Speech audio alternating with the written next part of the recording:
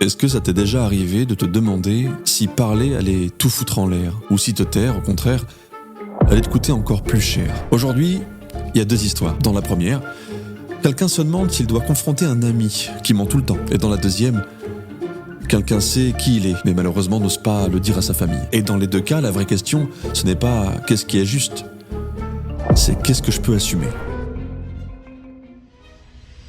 Et bienvenue dans notre nouvelle vidéo problème. Ici, je prends des situations que vous m'envoyez, des histoires de vie, simples en apparence mais compliquées quand on est dedans. Ce sont souvent des moments où il n'y a pas de bonnes questions évidentes. Parler peut faire mal, mais se taire peut aussi te foutre en l'air. Le but de cette vidéo, c'est pas de vous juger, non, ni de dire ce que tu dois faire. On prend le temps de raconter l'histoire, on comprend ce qui se passe, et ensuite on réfléchit ensemble. Et j'essaie même de te filer un petit peu de conseils. Si ce format vous parle, eh bien, pensez à vous abonner pour ne pas rater le prochain épisode. Et si vous aussi, vous vivez une situation un peu compliquée, il y a un lien dans la description. C'est ce qui m'inspire à faire toutes ces belles histoires à vos côtés. Merci en tout cas d'être nombreux à suivre tout ça. Et je vois parmi vos commentaires, tous vos likes que vous kiffez. Et ça me touche, ça me fait vraiment plaisir. Aujourd'hui, j'ai deux histoires. Deux situations très différentes, mais avec la même question au fond. Savoir quand parler, savoir quand se taire et savoir quand se protéger. Et ça commence avec une belle histoire d'amitié.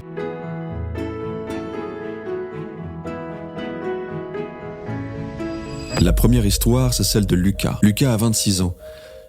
Il a un ami très proche, quelqu'un qu'il connaît depuis longtemps. Ils ont grandi ensemble, ils ont vécu les mêmes soirées, les mêmes galères et les mêmes moments plutôt cool. Bref, c'est pas une connaissance. Non, c'est un vrai pote à Lucas. Son ami, c'est plutôt quelqu'un de très à l'aise socialement. Il parle fort, il raconte bien et il prend de la place dans les discussions. Mais rien de mal, au contraire. Quand il commence une histoire, les gens l'écoutent. Il a ce genre de truc, tu vois, cette capacité à capter l'attention. Et justement, il raconte beaucoup. Des histoires de taf, où tout se passe toujours trop bien, des projets incroyables, toujours sur le point d'aboutir, des rencontres improbables, avec des gens qu'il qualifie d'importants, et des situations où il s'en sort toujours mieux que les autres, ou voire même pire, tout l'inverse, de vraies galères. Et t'aimerais pas que ça t'arrive. Alors au début, Lucas, il trouve rien de choquant. Il se dit que son pote a peut-être une vie plus mouvementée, ou qu'il embellit un peu, c'est normal, comme tout le monde, quand on raconte sa vie. Mais avec le temps, des petits détails commencent à lui rester en tête. Une histoire racontée un soir, puis racontée différemment 2 semaines plus tard. Un détail important qui change, ou une date qui bizarrement ne colle plus, ou un énième entretien d'embauche pour un taf très prestigieux, mais impossible à expliquer clairement quand on se pose une question simple. Lucas ne cherche pas à vérifier. Il ne fouille pas, il ne confronte pas, il remarque juste ce qui arrive souvent, et trop souvent, pour que ça soit un maudit hasard. Mais le vrai malaise, il arrive surtout quand ils sont en groupe. Ouais. Quand son ami commence une histoire, que tout le monde rigole, s'étonne et admire, et que Lucas, lui, il sait, au fond de lui, que c'est pas vrai. Alors il se retrouve à sourire, à hocher de la tête, et parfois même à compléter l'histoire pour ne pas casser l'ambiance. Et à chaque fois, il repart avec une sensation bizarre, comme s'il avait participé à quelque chose qui le mettait très, très, très mal à l'aise. Et avec le temps, Lucas, ça commence à l'atteindre. C'est normal. Donc il fait attention à ce qu'il dit, il hésite même à se confier, et il se demande même si ses propres histoires ne vont pas être trop reprises, transformées, voire même exagérées. Et surtout, Lucas, il se pose des questions qu'il n'a jamais voulu se poser dans une amitié. Est-ce que je dois lui dire quelque chose? Est-ce que je ferme les yeux pour préserver notre lien? Est-ce que je deviens complice de tous ces mythos? Est-ce que c'est pas bizarre, ce que je pense? Mais Lucas, lui, il a pas envie de l'humilier. Il a pas envie de le confronter à ses problèmes. Il a pas envie de le perdre non plus. Mais il sent que cette amitié commence à lui coûter plus qu'elle ne lui rapporte. Et il sait pas comment réagir sans tout abîmer. Eh ben, quelle situation, mon pauvre Lucas. C'est un truc que j'ai croisé, moi, dans ma vie. J'ai rencontré quelqu'un et je me suis aperçu qu'il racontait pas mal de gros bobards, de gros mensonges. Mais là, on va analyser ce qui s'est passé pour toi. Ce qui rend cette situation aussi inconfortable, mon Lucas, c'est qu'il n'y a pas de moment précis où tu remarques que c'est un mytho. Ça vient avec le temps. Donc en fait, c'est comme si tu comprenais de jour en jour qu'il pouvait raconter des bobards. C'est pas une trahison qui t'a fait d'un coup. C'est pas un gros mensonge qui est sorti que tu t'es posé la question. Non, c'est venu avec le temps. Ça a été une accumulation de petits décalages dans des petites histoires que ton pote raconte. Et c'est souvent comme ça que ça se passe quand on est avec des personnes mythomanes. Du moins ce que j'en sais moi. C'est jamais un mensonge qui saute aux yeux. C'est une série de petits détails qui finissent par te faire douter de tout. Et de tout ce qu'il peut raconter. C'est un enfer. Et le problème, dans cette histoire, c'est que Lucas, il remet pas seulement en question les paroles de son pote. Il commence aussi à douter de lui, à se remettre en question. Il se demande s'il exagère, s'il est trop méfiant et s'il est même injuste. Et je pense que c'est ça le mécanisme très important à comprendre, Lucas. Quand quelqu'un ment régulièrement, c'est pas seulement la vérité qui est pas racontée, mais c'est toute la réalité autour, ce qu'on peut penser de ce type-là. ce qu'il en est, ce qu'il en découle. Et j'ai vécu un peu ça. Tu te retrouves précisément dans le rôle où tu dois essayer de garder l'équilibre entre toi et ton pote, et même les gens qui y a autour et dans toutes ces histoires. Limite, c'est toi qui termine ces histoires avec le mensonge qu'il a inventé, pour pas que ton pote y perde la face. Et pas qu'il se sente seul à ce moment-là. Et je pense que ça doit être fatigant avec le temps d'entendre quelqu'un qui ment constamment. Ça se trouve, tu sais pas trop à qui en parler, tu subis ça tout seul et tu te dis tant pis c'est mon pote et je vais faire avec. Et je pense que ce qui est dur aussi, c'est que quelqu'un qui est mytho, c'est qu'il doit peut-être porter un petit fardeau. Il doit pas être très bien. Et ça, je pense que tu l'as compris. Et j'avais compris ça moi aussi à ce moment-là. Je me dis, ça cache un truc bizarre. Est-ce que les mensonges servent à combler quelque chose ? Et puis rien comprendre, c'est une galère. C'est toute la difficulté. Avoir de l'empathie pour quelqu'un, tout en sachant que le mec derrière, il raconte quand même des mythos à tout le monde, quoi. Alors c'est pas facile ce qui se passe. Je vais essayer de te donner des conseils que moi j'ai appliqués. Ils sont peut-être pas tous bons, mais en tout cas, je crois que je vis bien avec. Je crois qu'il faut pas essayer de lui expliquer qu'il ment. Je crois qu'il faut pas essayer de lui dire qu'il raconte des bobards tout le temps, que ça n'a pas de sens, que t'as compris, que tu l'as grillé. Non, faut pas essayer de le confronter à ses problèmes. Je pense qu'il en est déjà très conscient. Je suppose, en tout cas. Et la question que je me suis posée à ce moment-là, moi, c'est de me dire, ok, à quel point ça va impacter mon amitié avec lui ? Je vais te spoiler un truc, 0. J'ai pris du recul, je me suis dit, ok, ces mensonges-là, ils me concernent, j'ai pas l'impression. Ça concerne que lui. Alors maintenant, j'ai décidé de les écouter, pas de les comprendre, de les accepter et de jouer un peu dans son jeu. Je sais pas si ça lui fait du bien, j'en sais rien et c'est même pas trop mon problème. Ce que je veux, moi, c'est pas lui faire du mal. Alors je dis oui, je dis ok, trop bien, je m'intéresse. Et si ça peut lui faire 1% du bien, ce type-là, c'est ok, je crois. Je sais pas s'il y a vraiment une bonne solution à ça. On peut essayer de creuser un petit peu, c'est ce qu'on va faire. Mais en tout cas, moi, c'est le premier conseil que je peux te donner. Conseil, je sais pas si c'est un conseil, mais c'est ce que j'ai fait de mon côté en tout cas, c'est ce que j'ai appliqué. Après, je pense qu'une bonne chose aussi, j'étais plus jeune à l'époque, donc je l'ai pas fait, mais tu peux lui en parler. Tu peux lui dire que ça te met mal à l'aise. C'est-à-dire que l'idée, c'est pas de le confronter à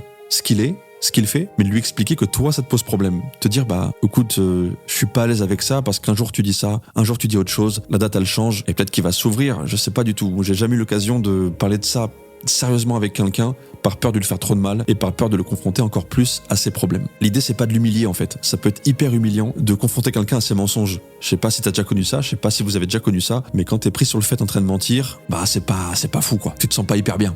Tu te sens même un peu ridicule. Alors tu peux essayer de comprendre la raison de ces mensonges, mais courage. Si jamais tu décides d'en parler, essaie de le faire en privé au calme et sans chercher à démontrer quoi que ce soit. Ok ? Je pense que le but, c'est pas de le coincer dans un coin du mur, le type, et ni de lui prouver qu'il ment. L'idée, c'est juste d'ouvrir une discussion saine entre deux potes. Et je pense que tu verras tout ça vis-à-vis de sa réaction. Je pense qu'elle va sûrement révéler des trucs. S'il écoute et qu'il essaie de comprendre, il y a peut-être un truc à sauver. Mais s'il se braque ou te renvoie la faute, je cherche plus à comprendre. Tu feras pas le poids. Et si jamais moi ça n'a pas été mon cas, mais comme pour tous les problèmes, je vais donner le même conseil, si ça te fait de la peine, si ça t'embête, prends un peu de distance. Écoute, si tu sens que c'est pas sain pour toi, que tu te sens pas bien dans cet environnement-là, que ce soit ton pote ou pas, ça veut pas dire que ce sera plus ton pote, mais tu peux juste t'éloigner, prendre un peu de distance. Je crois qu'il a même pas besoin de savoir pourquoi en vérité, parfois c'est juste comme ça, c'est pas facile. L'idée en fait, c'est, pour que tu comprennes ce que je te donne comme conseil, c'est que tu peux pas être un ami, un soutien et non plus complice de ce qui se passe. Je veux dire, si ça te met mal à l'aise, ne le fais pas. Et il comprendra peut-être, peut-être pas. Mais je crois que prendre de la distance quand vous allez pas bien, c'est le meilleur des conseils à donner, non ? C'est le meilleur des conseils à donner, non ? Parfois, j'ai l'air trop solennel, je me donne envie de me foutre en l'air. Mais je pense vraiment ce que je dis. Donc j'espère que ça va t'aider un petit peu, Lucas. En tout cas, n'hésite pas à nous dire en commentaire, en vrai, si tu passes, et on pourra en reparler. Et même dans les retours de questionnaires problèmes, tu peux en refaire un et tu peux me dire si ça s'est arrangé. Et même pour tout le monde d'ailleurs, je suis toujours très curieux de savoir s'il y a des aboutissements aux vidéos, aux conseils qu'on donne. Voilà. En tout cas, merci Lucas pour ton histoire. Et sans transition, on va enchaîner direct. Ouais, j'en ai une autre. Pour un autre que certains qualifieraient de problème, bien au contraire. Les amis, laissez-moi vous présenter l'histoire de...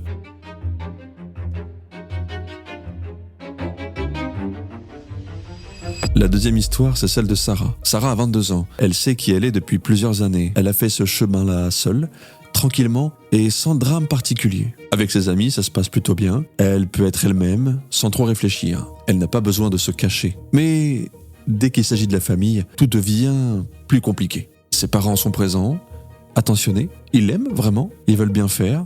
Ce ne sont pas des gens violents ni fermés dans leurs paroles. Mais ils ont une vision très précise de ce que doit être une vie normale. Et sans s'en rendre compte, ils projettent beaucoup de choses sur elle. À chaque repas de famille, il y a des petites phrases qui reviennent. Plus tard, quand t'auras un mari, tu verras, les garçons, c'est compliqué. C'est une phase, à cet âge-là. Alors, Sarah sourit, elle acquiesce vaguement, elle esquive. À l'intérieur, pourtant, ça s'accumule. Ouais. Elle a l'impression de jouer un rôle, de choisir ses mots en permanence, de faire attention à ce qu'elle dit, à ce qu'elle raconte et à ce qu'elle laisse entendre.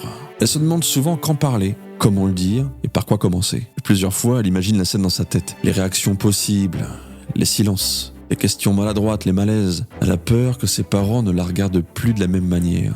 Pas forcément qu'ils la rejettent, mais que quelque chose change, que les relations deviennent différentes, un peu plus lourdes, un peu moins simples. Alors elle repousse. Encore et encore. Et plus le temps passe, plus le silence devient difficile à porter. Parce que se taire, ça demande de l'énergie. Ça demande de surveiller ce qu'on dit. Ça demande d'effacer une partie de soi dans certaines discussions. Alors Sarah se retrouve un peu coincée entre deux choses. Le besoin d'être honnête et la peur de ce que cette honnêteté pourrait provoquer. Et elle ne sait pas quand le bon moment arrivera, ni même s'il existe vraiment. Eh bien, dans cette histoire, on assiste au coming out de Sarah. Félicitations, ça va peut-être pas être facile. Moi, c'est pas quelque chose que je connais, ni que j'ai vécu, ni autour de moi, ni des histoires qu'on ait pu me raconter. Alors là-dessus, je vais essayer de faire ce que je peux et de donner des conseils, malheureusement, qui vont être assez généraux. Mais on va d'abord analyser ce qui se passe. Je suppose que ce que tu vis, Sarah, c'est très courant et encore parfois mal compris. Alors peut-être que, évidemment, ce que je vais te raconter là, mes analyses, ça va être ce que je pense moi. Et dites-moi en commentaire si je me plante, si j'ai faux. L'idée, c'est qu'on avance ensemble, on apprend de tout le monde. Mais je dirais que je pense même que l'idée du coming out, donc d'affirmer comment on se sent et qui on est vraiment, est-ce que c'est soit la peur du rejet direct, je suppose, dans beaucoup de cas, ou alors la peur des changements, qui eux sont plus subtils, tu vois, qu'on te regarde plus de la même manière. C'est pas des changements radicaux, c'est juste, ah oui,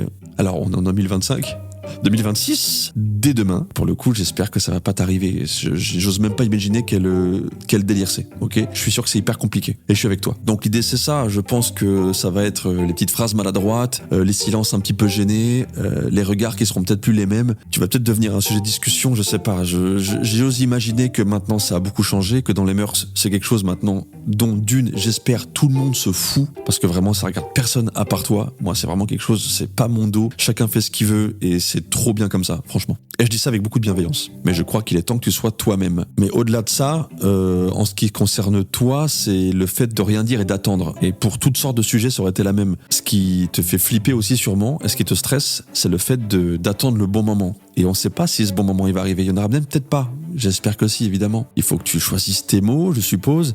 Éviter peut-être certains sujets, pas de mensonges. Non, ça va être compliqué. Et je pense que ne rien dire, ça crée inévitablement une distance avec tes proches. Et donc je pense que tu es dans un dilemme qui est très humain finalement. Et je pense vraiment qu'il n'y a pas un bon ou mauvais chemin pour le faire. Il faut le faire. Si tu sens que c'est important pour toi de le faire, il faut que tu fonces. Et j'aurais bien voulu savoir d'ailleurs si quelqu'un, justement, n'a jamais fait son coming out. Est-ce que ça fait de le cacher ou de rien en avoir à foutre ? Justement, j'aimerais des versions un peu comme ça. Donc si en commentaire ça vous est arrivé, ça m'intéresse d'avoir d'autres points de vue. Alors dans les premiers conseils que je vais pouvoir te donner, en tout cas Sarah, ça va pas être compliqué. Ça va être que t'as pas d'obligation de parler tant que t'es pas prête. Il n'y a pas de bon moment. Tu vois ce que je veux dire ? T'es pas en retard non plus. C'est toi qui décides et c'est quand tu seras surtout le plus à l'aise. Ne rien dire, se taire, ça veut pas dire que tu renies ce que tu ressens ou ce que tu es. Pas du tout. Juste parfois c'est pour protéger tes proches, ton environnement et te protéger toi-même. Parce que ça te semble un peu sécurisant de rien dire. Et le plus important là-dedans, c'est de respecter ton rythme et pas celui des autres. Selon moi en tout cas. Alors je pense, encore une fois de plus, je suppose que tu peux commencer tranquillement. L'idée c'est peut-être pas d'arriver comme ça et de tout balancer comme ça. Alors une fois de plus, je vais prendre beaucoup de pincettes dans ce que je dis parce que je ne connais pas, je n'ai pas vécu et c'est pas quelque chose qui m'arrive. Mais je pense que le coming out, c'est pas obligé d'être solennel. Je pense que parfois tu peux parler avec une seule personne de confiance pour déjà alléger ton poids. Regarder si autour de toi, t'as pas des amis à qui c'est arrivé, comment ils s'y sont pris et s'ils peuvent eux aussi surtout donner des conseils plutôt qu'un teubé comme moi devant sa caméra. Mais je pense que déjà trouver quelqu'un avec qui en parler, c'est hyper important. Ça va te permettre d'être toi-même et de moins réfléchir. Et je pense également qu'il faut que tu te prépares à des réactions qui peuvent être imparfaites, maladroites. Ça peut arriver, c'est ta famille. Ils sont peut-être à 10 000 bornes de ce que tu ressens et de ce dont tu te sens vraiment. Donc il ne faudra pas leur en vouloir. Je pense que c'est humain d'être comme ça. Elles ne seront pas forcément violentes, mais parfois ça va être décalé, peut-être des silences bizarres ou maladroits. Mais une fois de plus, si c'est ta famille, je pense qu'on t'en voudra jamais d'être honnête. Alors parle avec le cœur ouvert, dis ce que tu ressens vraiment, dis surtout que c'est important pour toi de leur en parler. Je suppose qu'ils soient conscients de tout ça. Et normalement, si ce sont tes proches, tes parents, ça devrait bien se passer. Du moins, c'est ce que j'imagine. Et si tu sens qu'ils sont pas du tout ouverts à ça, bon courage. Une fois de plus, entoure-toi.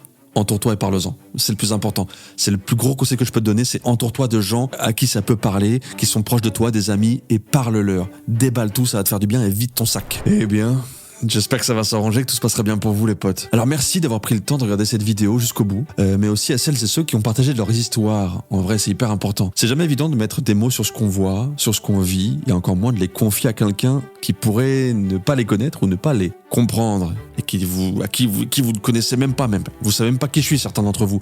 Mais merci de me confier tout ça. J'espère que je vous fais honneur avec beaucoup de bienveillance, que mes conseils peuvent être avisés et parfois pas trop maladroits en tout cas. Et si une de ces situations t'a parlé, si tu te reconnais dans les histoires, t'hésites pas à le dire en commentaire une fois de plus. J'insiste, j'essaie de bosser, je réponds à tous vos commentaires et je fais en sorte que cette zone de commentaires ce soit un lieu de discussion. Parce que parfois lire qu'on n'est pas tout seul, ça peut aider plus qu'on ne le pense. Et évidemment, si ce format te parle, tu peux essayer de t'abonner, tu peux tenter le move, ça me ferait plaisir, ça me ferait du bien à moi aussi, on a chacun ses petits problèmes finalement. Et surtout, tu raterais pas d'autres épisodes qui pourraient venir. Je compte en balancer, donc si tu kiffes, fais-le moi savoir aussi, c'est hyper important. Vous êtes déjà super nombreux à liker mes vidéos, ça me fait grave plaisir, alors ne vous arrêtez jamais. Même il y en a qui boostent, merci. Donc si toi aussi tu traverses une situation qui peut être compliquée, n'hésite pas à m'écrire dans le lien dans la description et je prendrai le temps de lire ton histoire. Prenez soin de vous. Et rappelez-vous une chose, parler ou se taire, peu importe, respectez-vous, vous êtes votre propre priorité. C'était le bourlingueur, votre serviteur. À très vite. T'as kiffé cette vidéo? Alors lâche un like et abonne-toi pour en voir plus. Gros bisous.